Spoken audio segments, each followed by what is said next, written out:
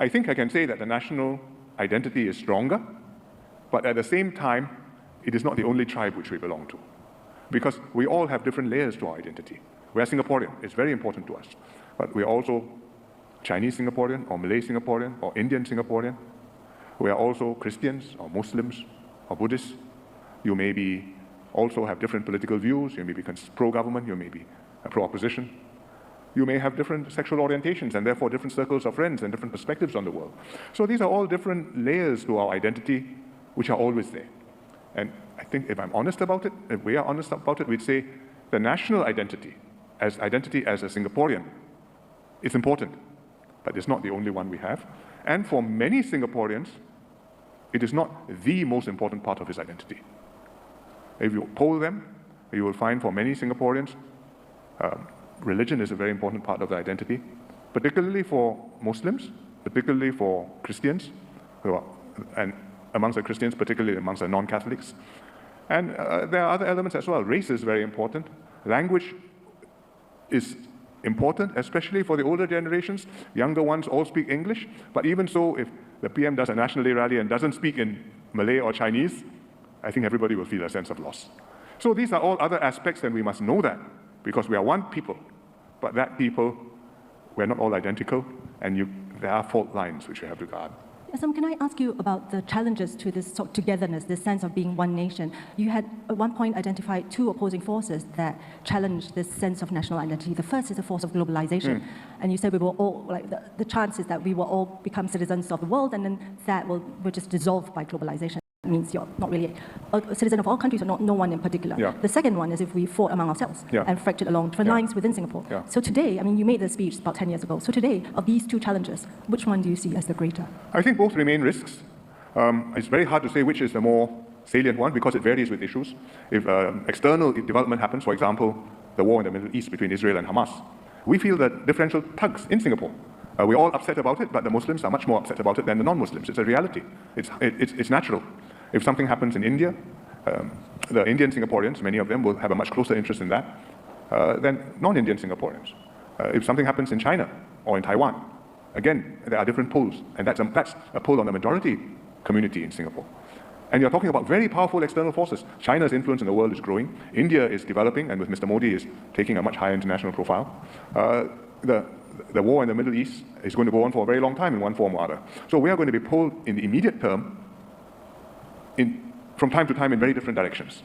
And our job is to resist that and to remember, yes, I'm Muslim, or I'm Chinese, or I'm Indian, but I'm also Singaporean, and I do owe something here, and I belong here, and I should look at the world starting from here.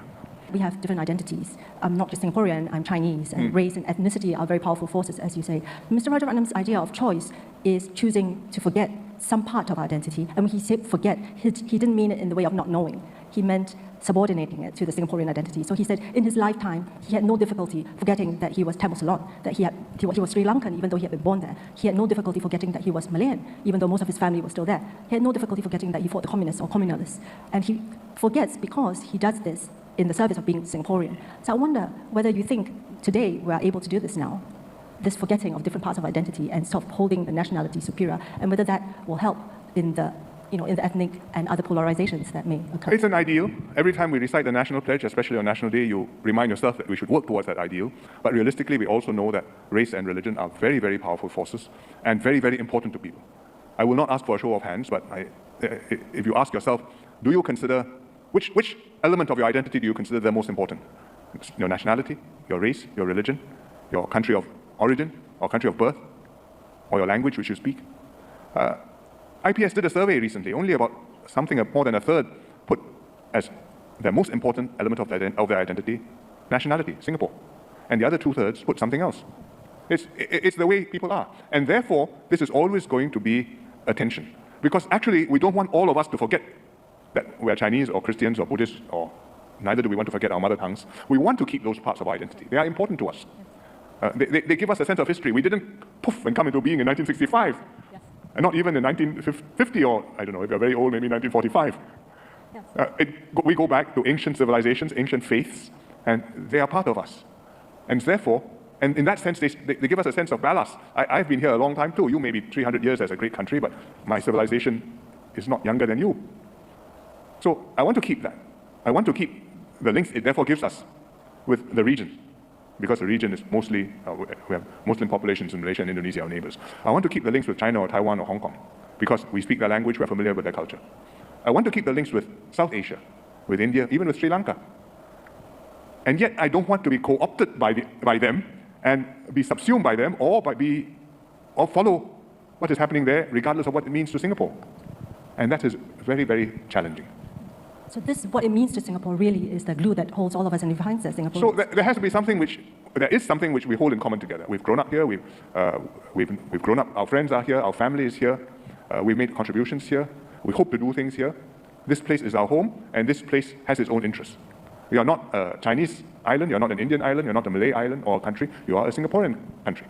And it's quite fundamental to us. Rajaratnam, in 1975, when he first went to China, took great pains to explain to his hosts that Singapore, we are majority Chinese, but please do not misunderstand, we are not a Chinese country. We are a multiracial country which happens to have a Chinese majority.